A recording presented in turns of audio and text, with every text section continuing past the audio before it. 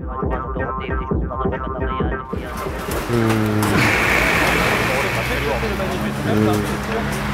sommes place des Fêtes et avec des amis, on s'est dit qu'on pouvait pas simplement parler, mais parler c'est bien, mais ça n'avance pas beaucoup, mais plutôt agir. On s'est dit que finalement c'était bien de penser globalement, mais d'agir localement. Chez soi. Chez soi, avec les forces vives qu'on a près de chez nous, parce que c'est avec nos voisins qu'il faut qu'on s'organise. À Place des Fêtes, là, il s'agit d'aller parler aux gens qui nous entourent, à d'autres populations aussi. On parle souvent des populations dites non moyennes, donc classe ouvrière, qui ne sont pas présentes au mouvement. Typiquement, à Place des Fêtes, c'est un quartier populaire. On peut aller parler aux gens et c'est une autre logique de lutte. Voilà. Dans tous les quartiers, on devrait se réunir et être capable de poser les problèmes globaux et pas de les déléguer à République qui décide pour nous et nous on s'occupe du local. C'est un peu comme ça que l'État est organisé à l'heure actuelle. Je pense que les assemblées de quartier, l'intérêt qu'elles ont, c'est de pouvoir permettre l'expression à échelle humaine. Et si on pouvait en faire le plus possible un peu partout, on pourrait ensuite mettre en commun à République. C'est la 4e fois qu'on se retrouve ici et il faudrait vraiment penser qu'on est nous là capables de faire quelque chose. L'intérêt aussi d'être ici pour moi et de pouvoir discuter, c'est aussi pouvoir déconstruire ce qu'on appelle le langage médiatique, mais en fait qui a un langage qui se répand, que nous on répand aussi. Pour exemple, quand on parle d'un immigré, a priori on ne pense pas aux Suisses. Et quand on parle de casseur aussi, on peut déconstruire ce terme que nous on utilise et qui a un langage qui ne veut rien dire. Casseur, ça ne veut rien dire. Par contre, ce qui revient quand même toujours en général, c'est les violences policières.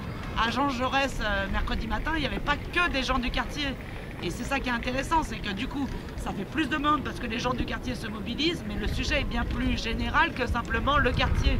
Les assemblées ici, ça peut aussi servir à déconstruire ce qu'on entend constamment pour élaborer une pensée nouvelle qui prend du sens. L'occupation des places, c'est effectivement, en dehors de la place République, de se concentrer sur les problèmes du quartier, des gens du quartier. Voilà. Je pense que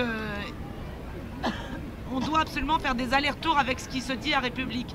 Par rapport aux violences policières, parce que c'est un sujet qui revient régulièrement, il y a une commission qui s'est mise en place à laquelle j'ai participé un peu par hasard hier, à République, où finalement il y avait presque autant de monde à la commission violences policières que à l'Assemblée générale quotidienne. Il s'agit en l'occurrence de criminaliser, d'isoler, avec une stratégie bien volontaire pour casser évidemment le mouvement, parce que qu'est-ce que c'est une action dite violente? Qu'est-ce que c'est de casser une banque alors qu'on sait qu'aujourd'hui ce sont les plus grands voleurs, ces banquiers qui ont permis aussi de planquer énormément, enfin les plusieurs milliards en l'occurrence, qui sont en train de nous affamer. Moi, ce que j'ai trouvé très étonnant, c'est que les gens qu'on appelait les casseurs, ce que j'ai vu, c'est que la plupart du temps, ils voulaient construire quelque chose. Et à Diderot, par exemple, j'ai vu là la construction d'un nouveau lien entre les gens, que ça fait longtemps que je n'avais pas vu, je crois.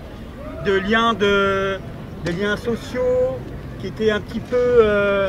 qui ne s'expriment pas ailleurs que dans ces moments-là. Manipulation médiatique et policière, il y a besoin de clarification autour des deux thèmes, la répression policière et puis bien sûr le sort de ceux qui ont été évacués mercredi matin. Après, devant le lycée Jean Jaurès, la veille, on était à peu près 300 à 400, donc beaucoup du quartier, donc ça veut dire qu'ici il y a un réseau qui est Donc c'était mercredi 4 mai au lycée Jean Jaurès, qui était occupé par les migrants depuis une dizaine de jours.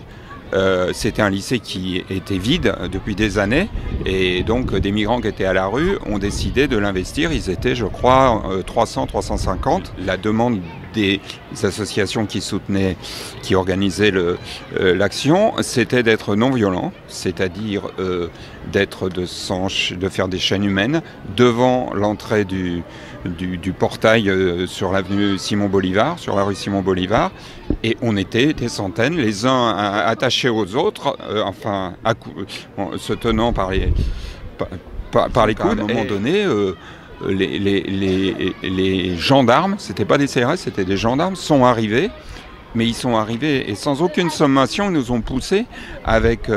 ils avaient leur bouclier. Au début, ils nous ont poussés, puis comme on était là et ben, qu'on bougeait pas, ils ont commencé à gazer, mais tout de suite, il y en a un qui m'a pris, qui m'a balancé par terre, qui m'a foutu un violent coup de matraque sur ma cuisse gauche, qui s'en souvient encore. Mais c'était démesuré, alors que moi j'étais comme ça. Je rentre chez moi, tant bien que mal, et j'allume ma télé pour voir. Alors je vois que ça fait partie la une des médias.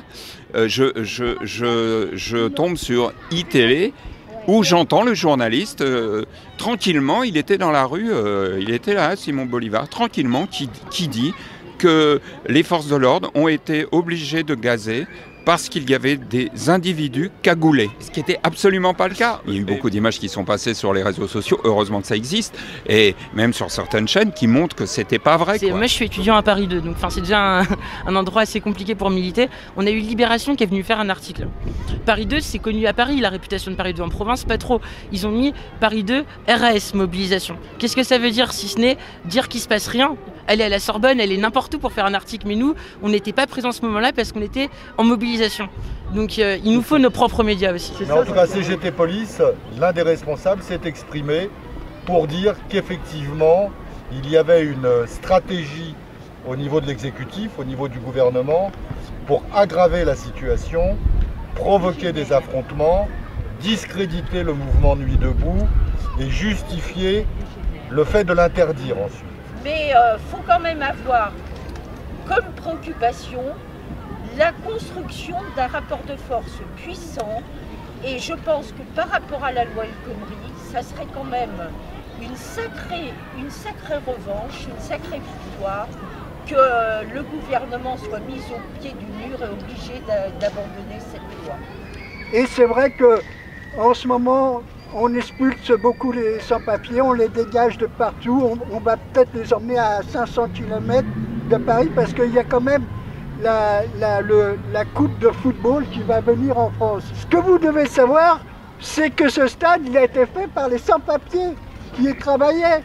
Vous voyez ce que je veux dire? Quand les forces de police, elles nous empêchent de tenir un endroit ou de faire une action, on doit rentrer dans une logique de lutte. Mais du coup, cette logique de lutte, pour moi, elle doit rester le plus possible pacifique. C'est-à-dire, c'est avec les masses et encore le bas qu'on va faire repousser la police. C'est pas en rentrant de manière violente dans eux. Ça amène qu'à deux choses. La première, faire tabasser tout le cortège, et la seconde, faire peur aux gens.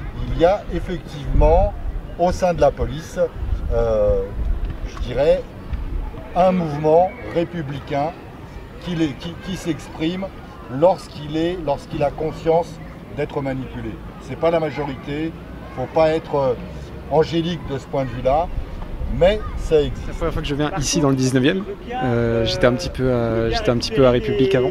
Et moi, comme j'habite dans le coin, je pense que c'est salvateur pour le mouvement qu'on ait des choses qui émergent dans les quartiers pour toucher d'autres gens, être plus près de leurs préoccupations, avoir d'autres préoccupations peut-être que celles qu'on voit à République. Je regarde.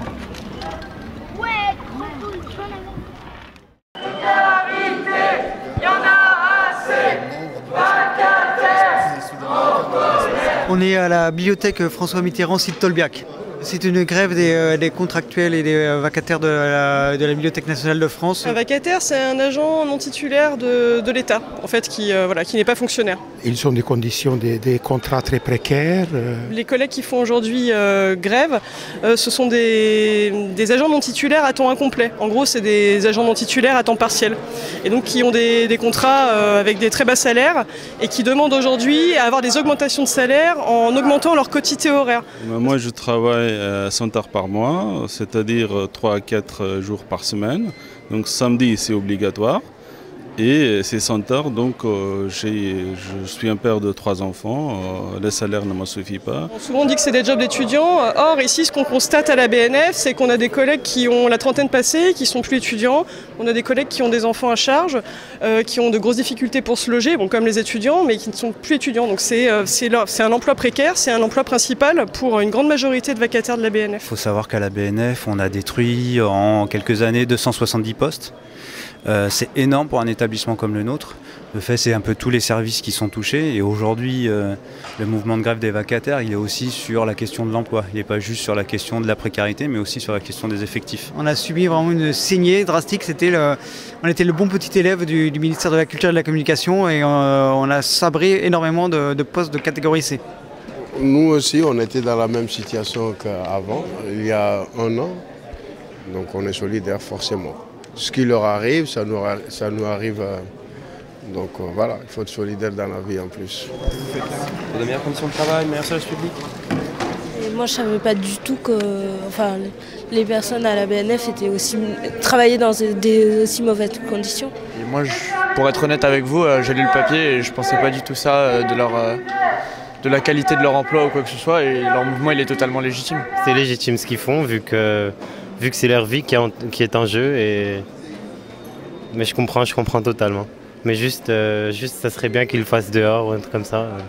Tous solidaires avec les vacataires, travail gratuit, ça suffit. Je fais plusieurs métiers en fait, et même dans les métiers journaliers ou dans les métiers, même dans la restauration, on voit que les conditions de travail se dégradent et on voit que c'est une promesse en fait d'extension de toutes ces conditions de travail déjà déplorables. Ah ben c'est sûr qu'il y a une explosion dans le privé des CDD par rapport au nombre de CDI. Hein. Ça s'installe durablement, ça s'enquise dans la société française. Il faut savoir que la fonction publique pendant très longtemps, et je pense encore en termes de chiffres, c'est le plus gros employeur de précaires de l'ensemble du territoire. Tous solidaires avec les vacataires, travail gratuit, ça suffit. Salut. Salut Télévocal, ça va? Nous sommes devant l'Assemblée nationale. Une mobilisation qui s'est improvisée sur le vif suite à l'invocation du 49.3 par Valls. C'est une très mauvaise idée, oui. Ils veulent faire passer ça en force le plus vite possible, mais voilà, ils n'y arriveront pas. Vous dites le 49.3, tout ça, au top les socialistes, au top. Au moins, ça a l'avantage d'être clair. Ouais. Il n'avait pas d'autre solution en même temps.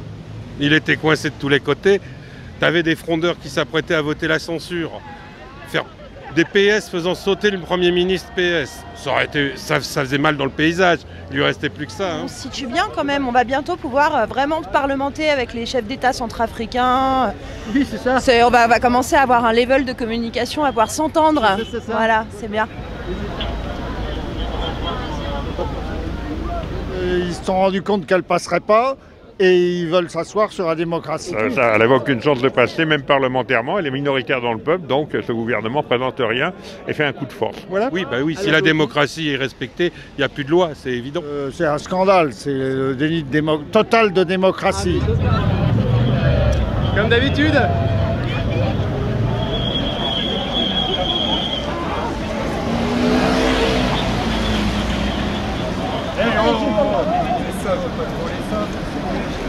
Et la rue, elle est à qui? Elle est à nous. Et la rue, elle est à qui? Elle est à nous. Et la rue, elle est à qui? Elle est à nous. Je veux dire que c'est un gouvernement pourri et je ne sais pas s'il n'a pas fait une erreur. Ce coup est un tel déni de démocratie qu'on osait à peine croire qu'ils allaient le faire et qu'ils allaient le faire aussi rapidement. Donc ça montre véritablement non seulement un constat d'échec, mais une dérive qui n'est pas seulement une dérive libérale, qui est aussi une dérive autoritaire. On ne peut pas parler de déni de démocratie parce que c'est prévu par la Constitution. Mais ce n'est pas en tout cas un grand signe d'apaisement et d'espoir exprimé à toute une jeunesse qui depuis des semaines, nuit après nuit, exprime le mal-être de tout un pays. L'État a bien fait de le faire pour pouvoir réveiller tous les gens. Mais en tout cas, ça ne durera pas. C'est eux qui ont raison. Et nous le verrons dans les semaines qui viennent. Je ne pensais pas vraiment que François Hollande et Manuel Valls iraient jusque-là. C'est un passage en force, d'abord contre le peuple, qui est très largement, majoritairement opposé à ce texte. C'est un passage en force contre les organisations syndicales, à l'exception des réformistes qui accompagnent. Et c'est un passage en force aussi au niveau parlementaire. Tous les élus ne marchent pas dans la combine et donc il faut passer en force. Et ils n'ont plus aucun scrupule, ils savent qu'ils vont perdre les élections, c'est pas leur problème. Ils ne travaillent pas pour les électeurs, mais justement pour la finance, pour les gens qui vont les récupérer dans les conseils d'administration des multinationales. Si l'État continue dans ces stratégies-là, c'est sûr qu'on va avoir gain de cause. Je me sens très sensibilisé par ce qu'ils font, parce que c'est nos enfants. Parce que l'on veut, c'est retirer le texte. Je crois que ce n'est pas un bon signal qui est envoyé aux jeunes de notre pays. C'est la jeunesse de France qui est là.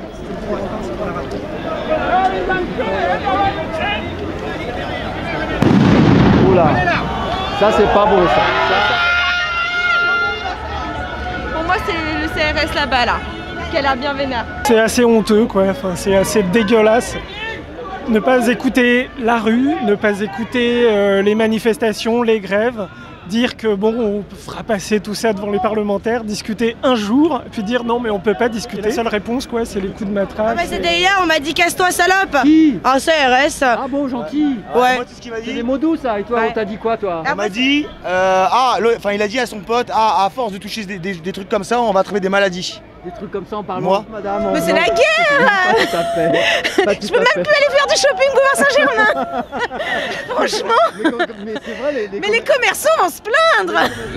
Ouais, j'ai ma carte de presse. Ouais, bien sûr. Vous arrêtez où? Pour l'instant, on continue à reculer. Nuit debout, c'est très bien, mais c'est clairement pas suffisant.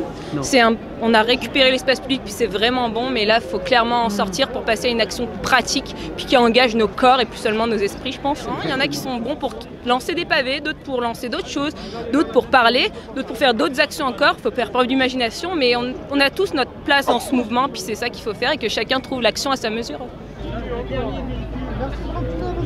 On peut pas reculer, vous avez pas vu, il y a du monde quand même. Des idées, des slogans. Les bandes d'ordures suffira. J'ai hésité entre ça et fils de pute, mais bon.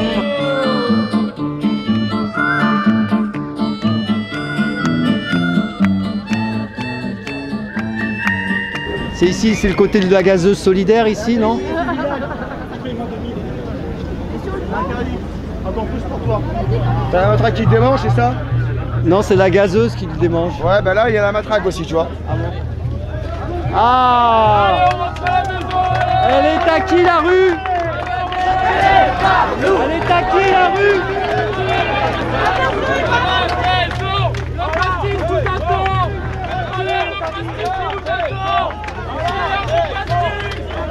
Ça y est, ils ont gazé là? Jeune fille, ils t'ont gazé? Oh putain. On va avoir plein les cheveux là. Oh merde. Bah, quand ils ont voulu faire sortir les manifestants de la route devant l'Assemblée, ils ont gazé quoi. Les manifestants ont poussé, ils ont gazé.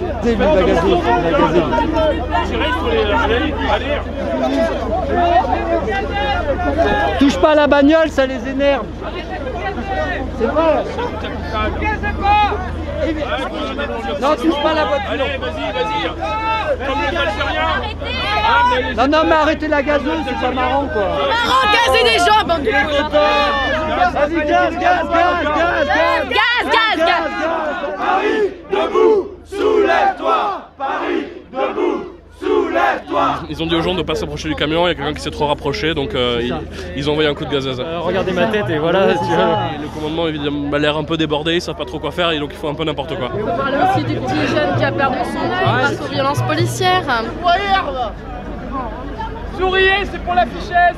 Ouais, c'est à bâbord qu'on gaze, c'est à bâbord qu'on gaze le plus fort. Télévocal.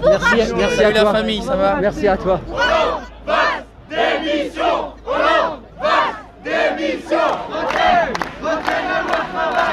On gagne de l'argent dans la rue. Ouais, mais ça c'est de l'argent de la corruption, c'est de l'argent qui pue ça. Ah oui, mais nous, nous, n'a pas d'odeur, monsieur. L'argent n'a pas d'odeur. Pierre Gattaz vous le dirait. En plus, ça pue la merde, vraiment. Oui, mais ça branle dans le manche. Les mauvais jours finiront, les mauvais jours finiront.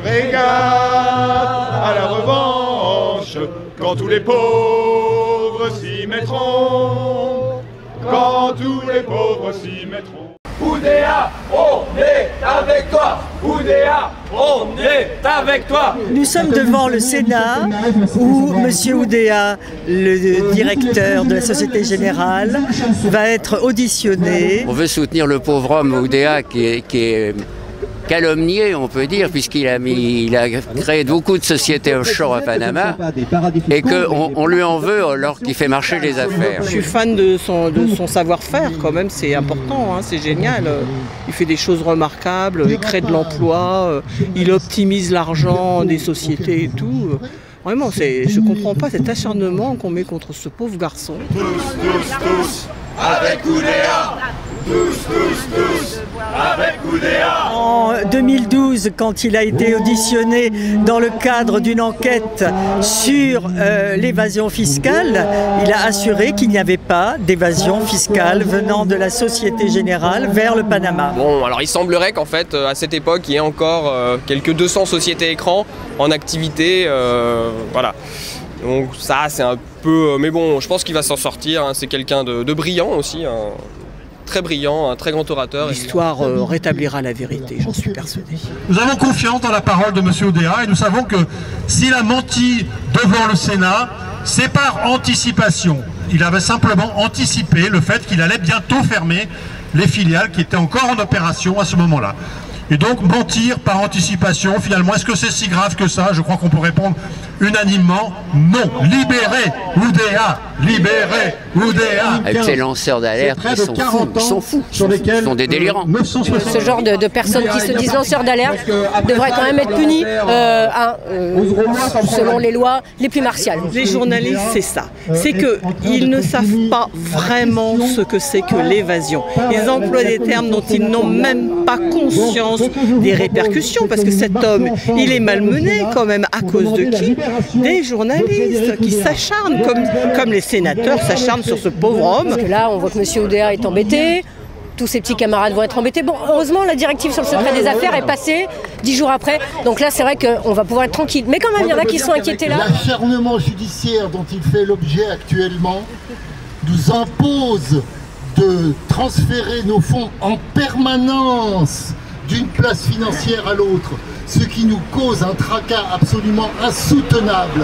Les riches sont là pour accroître la richesse du pays et s'y attaquer, c'est vraiment s'attaquer à l'ensemble du pays. Et les banques n'ont fait que du bienfait depuis 2 générations, les banques ne font que du bien et tout. Bon, je ne comprends pas pourquoi on attaque ces philanthropes, je ne comprends pas. On a besoin des banques, parce que c'est eux qui tiennent le monde, hein. Donc plus de banques, tout s'écroule, hein. Je veux dire là tout d'un coup c'est la bérésina, c'est l'anarchie quoi. Nous sommes dans une économie ouverte, vous comprenez?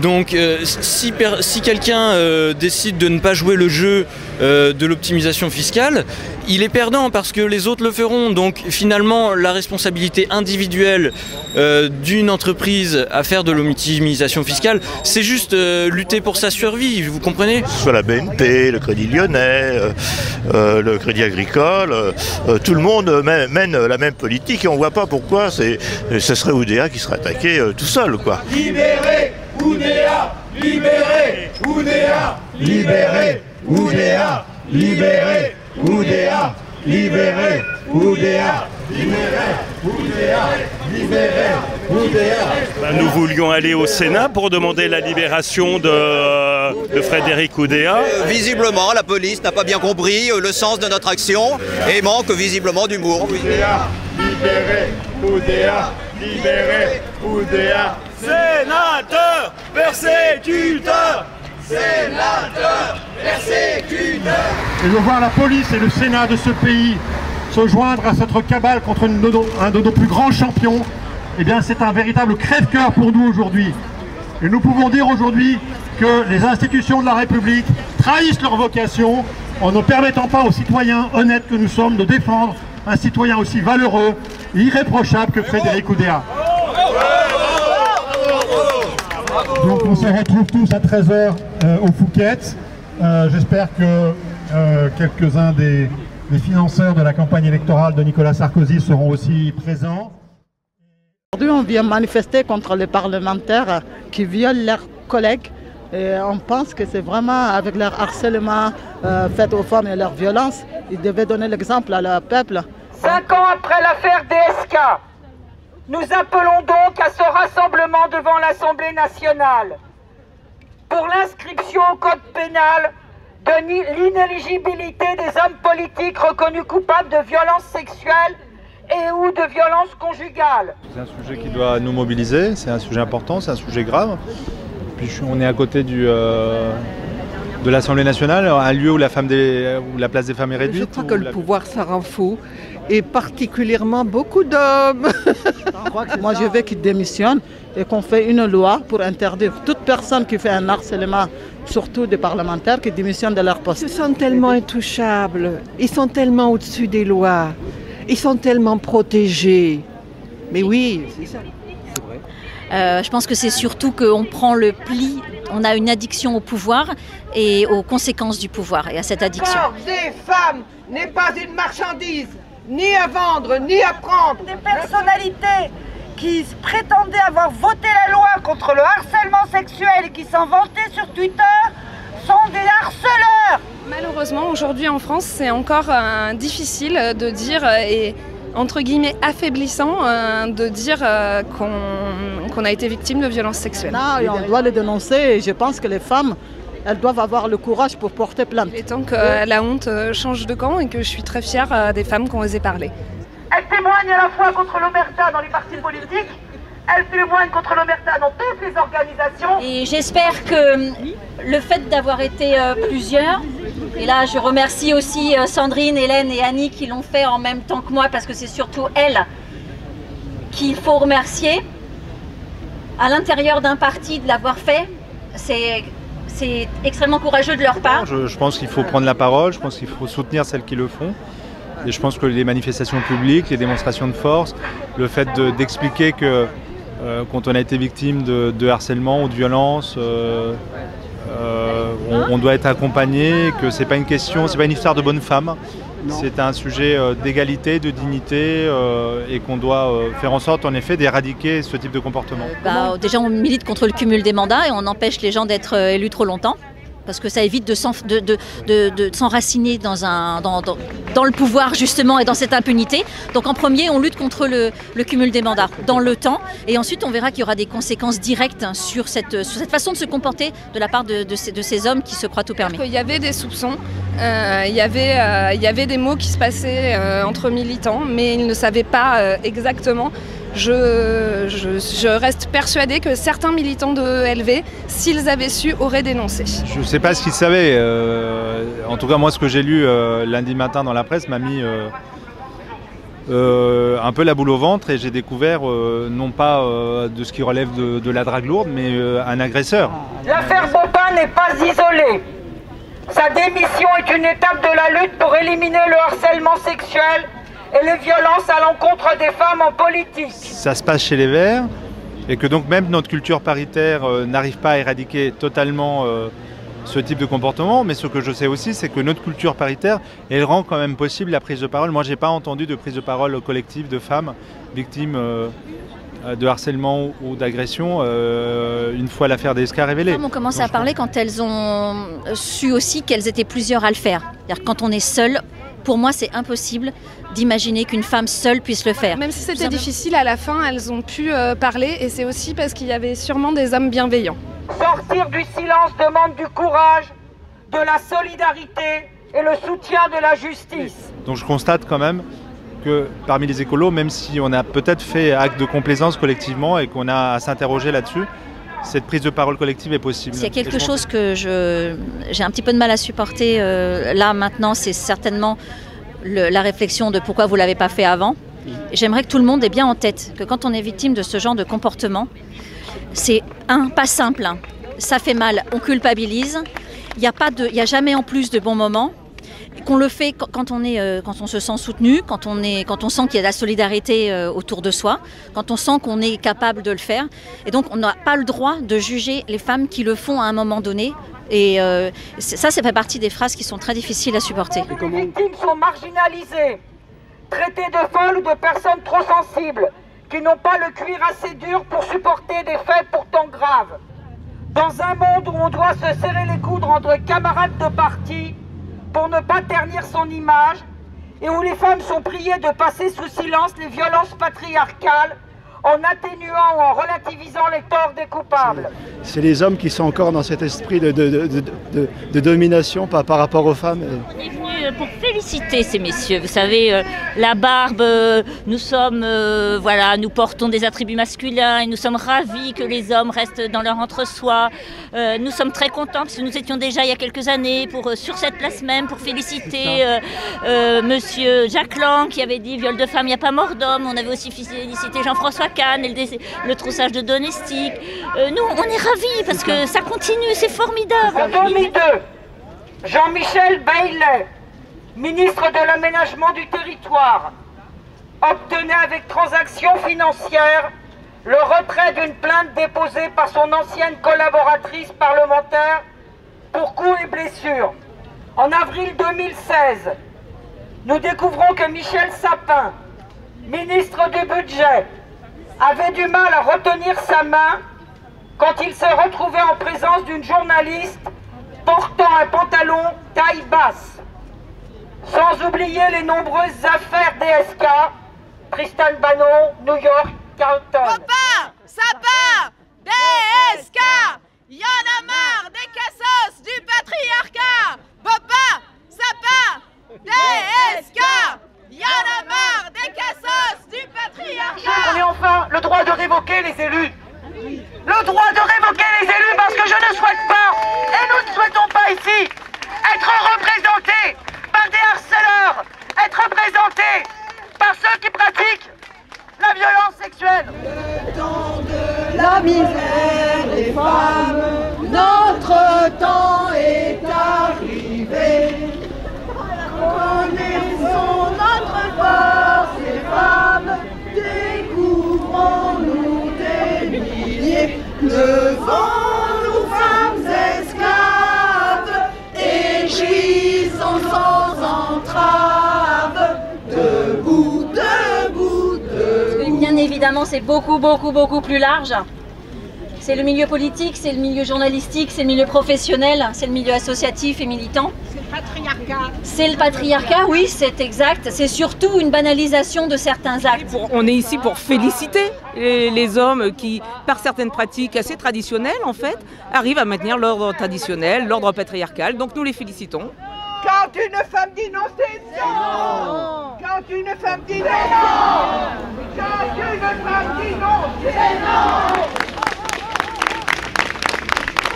Nous femmes esclaves et brisons nos entraves. Debout, debout, debout. Merci beaucoup.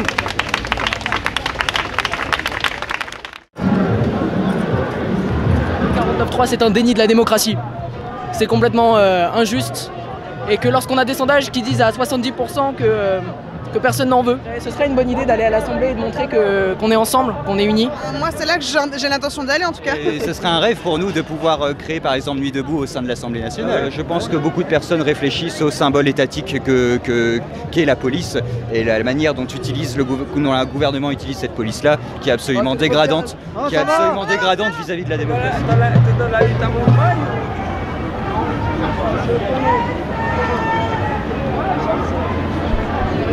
On n'est pas contre les policiers, mais justement on est contre le gouvernement qui leur dicte ses ordres. Et justement il faut forcer les gens à venir dans la rue, voir de se rendre compte justement par eux-mêmes, et qui regardent justement tous les médias indépendants. Ils doivent être contre la loi, comme RI, les CRS, je pense. Ils sont en tête de manif. C'est ça, CRS avec nous, vous verrez, on est toujours. Bah, d'habitude ils étaient devant, ils nous gazaient, bon là ils vont pas tarder je pense.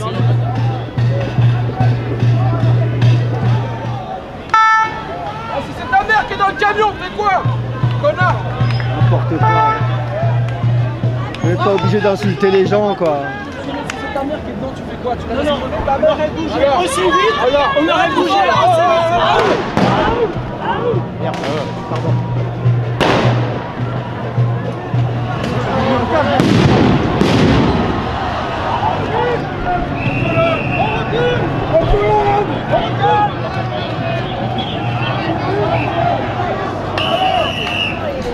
Les manifestants unis comme ça, c'est beau, regardez, c'est beau, c'est la démocratie, on la sent la démocratie, c'est génial. Voilà, on se sent hyper en sécurité, on n'a pas du tout l'impression qu'ils vont par exemple nous casser. C'est beau l'amour, hein.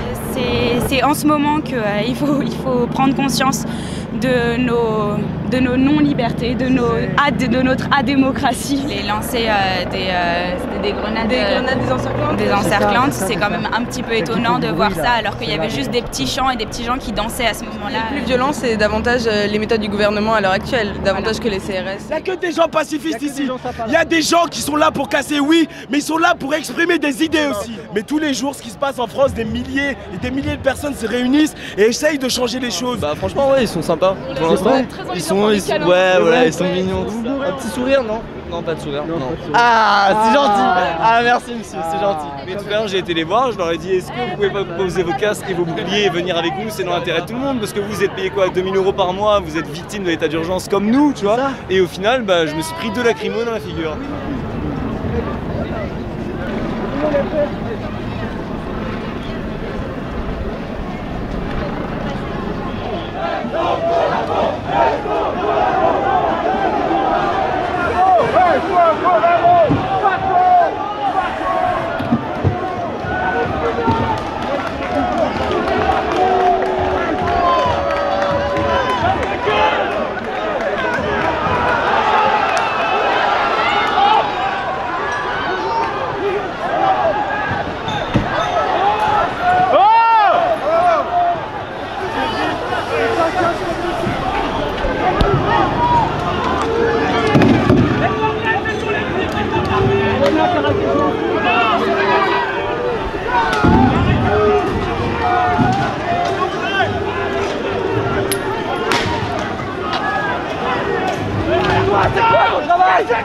C'est quoi ton travail? On vous hait!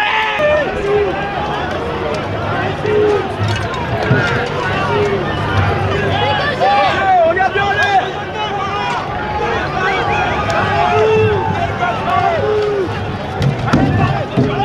Certains ne tolèrent pas qu'il y ait une police en plus de la police officielle. C'est le service d'ordre de FO qui a attaqué. Il serait soi-disant, d'après des jeunes que j'ai vus, d'après eux, il y aurait eu une réunion entre la police et eux ce matin.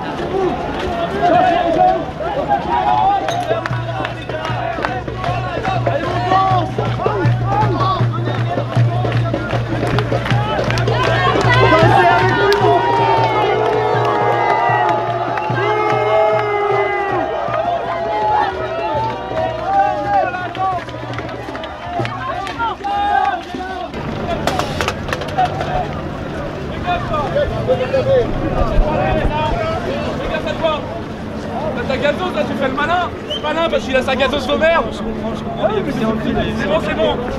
Les gars, sérieusement les mecs, venez avec nous, enlevez vos casques, posez vos armes et venez avec nous. Sérieusement, moi je vous veux pas de mal. Vous là, j'ai rien contre vous, je vous connais pas, vous êtes des hommes comme moi, donc de base j'ai envie de vous aimer même.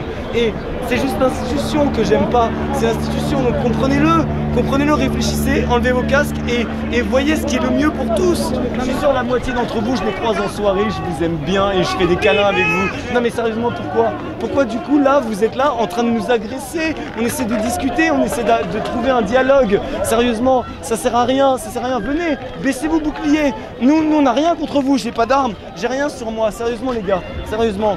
Baissez, on nous a enseigné d'avoir peur de nous. Nous on est comme vous, on ne veut pas vous de mal, je vous jure. Toi regarde, je te connais pas, mais je t'aime bien.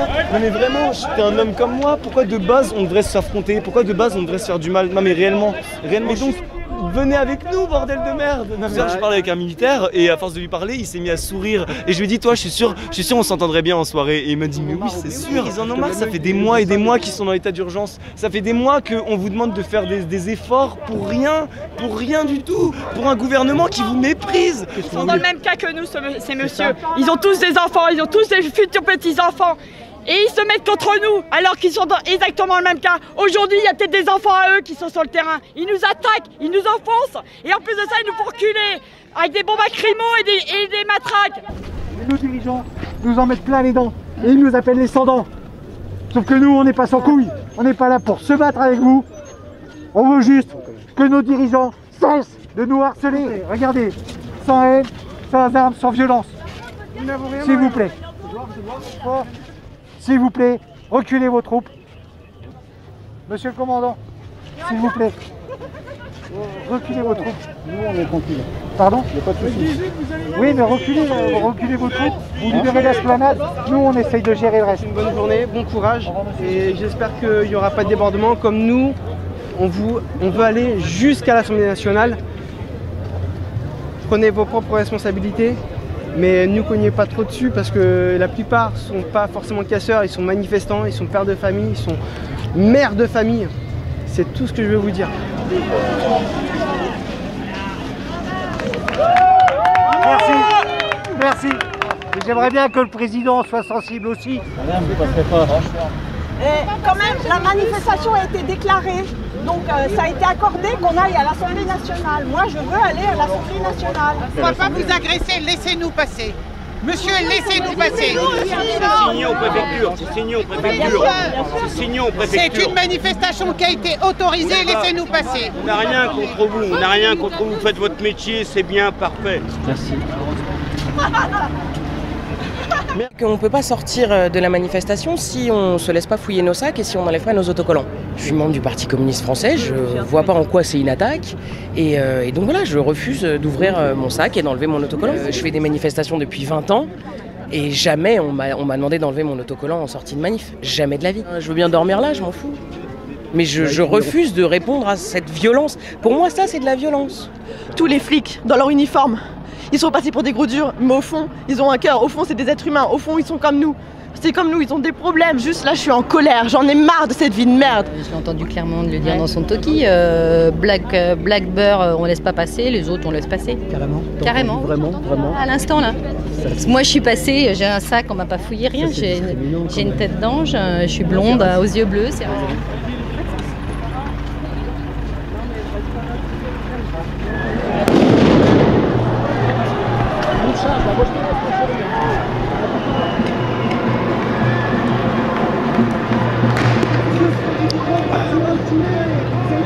La presse, monsieur, la presse. J'étais en train de parler avec des copains et les mecs en civil ils sont sortis, ils l'ont chopé. Il était tranquille, enfin, je sais pas ce qu'il avait fait avant, mais bon, là il était calme en tout cas. On cherche juste à sortir et... Enfin, je sais pas, je comprends pas. Ils refusent totalement de nous laisser sortir. On cherche à partir et on nous laisse pas partir. Ouais, c'est un coup de flashball. Ouais. C'est près de l'œil, franchement, et j'ai un hématome à la jambe. Enfin, franchement, ils abusent quoi. Ce serait cool qu'ils enlèvent leur masque, qu'ils enlèvent leur bouclier et qu'ils viennent nous rejoindre. Pas les jeunes. Ah, pas les jeunes, vous comprenez, vous êtes déjà coupable d'être jeune en fait.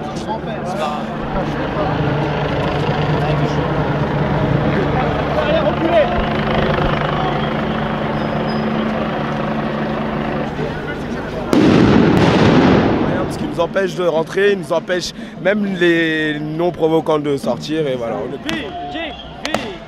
Ouais, on est fort, on est des mecs, on tape sur les boucliers.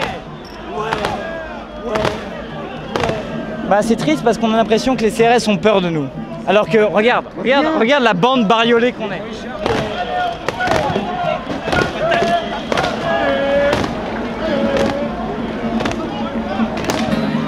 Dans la jungle, libéral jungle, le PS est mort ce soir. Toi ma belle, toi ma gazelle, 49-3, le PS est mort ce soir. Oh Wimbawe, Wimbawe, Wimbawe, Wimbawe, Wimbawe, Wimbawe. Et on se fait agresser par ceux qui sont censés nous protéger. Ils ne nous protègent pas, ils nous agressent. Faites glisser les gars, faites glisser à droite. Salut, ça va? Petit à petit, ils ont encerclé toute la place André Tardieu et puis ils ont procédé par passage concentrique et comme il y a une bouche de métro qui permet d'évacuer. Les gars, on lâche! On est à Bastille, on est à la marche mondiale du cannabis, pour la légalisation du cannabis. C'est juste un ensemble de personnes qui ont une même idée, c'est dépénaliser pour être tranquille, pour pouvoir fumer et assumer le fait de fumer tranquillement. Moi je fume du cannabis et j'aimerais bien que ce soit légal. Pourquoi c'est interdit? Je sais pas, il doit y avoir certainement plusieurs raisons. Que ce soit une question d'argent, une question d'autorité. Parce que l'État contrôle pas la production et la vente. Là, je vais pas parler, on va me traiter de complotiste. Mais à mon avis, je pense qu'ils ont des parts dans le trafic. L'État fait déjà sa maille de son côté par derrière, je pense. L'État dramatise la situation sur la dangerosité du cannabis. Parce que les laboratoires pharmaceutiques perdraient beaucoup. La prohibition en France, c'est tout simplement une aberration, quoi. Quand on voit les dommages que ça crée derrière, le trafic et tout ça qu'il y a derrière, je sais pas, qu'est-ce qu'ils attendent pour légaliser en fait.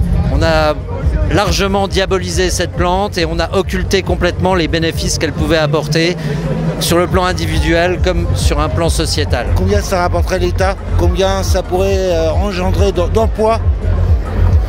Et c'est toujours moins mauvais que fumer du cannabis que fumer la cigarette. On meurt d'un coma éthylique tous les jours en France, on meurt des causes d'un cancer à cause du tabac tous les jours en France. Et le cannabis, si on ne le consomme pas en le fumant avec du tabac et qu'on le consomme, je sais pas moi, dans des space cakes, on n'en meurt pas. Alors moi je prends des infusions où je le cuisine à environ 1 gramme, 1,5 gramme par jour, donc c'est très peu. Le cannabis, c'est quoi? On peut le fumer pur. On peut le consommer autrement.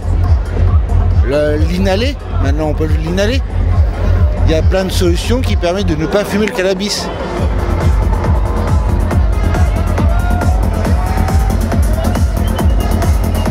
Cannabis, ras-le-bas de la chasse à la boulette. On fait une véritable prévention pour en finir avec la répression et une politique absurde. Le cannabis thérapeutique, il serait quand même temps qu'il bouge un peu parce que c'est quand même inadmissible. Moi j'ai une myosite, une myopathie en fait, et je prends des médicaments qui me détruisent à long terme. Et là j'en ai arrêté un récemment parce que j'ai commencé à consommer pour me soulager. Donc j'ai réussi à supprimer un de mes médicaments. Je suis resté 3 ans sous morphine. J'ai failli mourir j'ai pesé jusqu'à 127 kilos. J'avais le cœur enroulé de graisse, je ne pouvais pas marcher, j'étais un légume. Et le 24 octobre 2013 à 16h15, pour la première fois de ma vie, je fais du cannabis. Depuis ce jour-là, je ne prends plus un médicament, j'ai perdu 46 kilos en 6 mois. C'est un certificat médical qui stipule comme quoi que suite à ma pathologie, je peux me soigner avec du cannabis qui est un adjuvant à la douleur. C'est un certificat médical qui m'a été fourni par un médecin neurologue.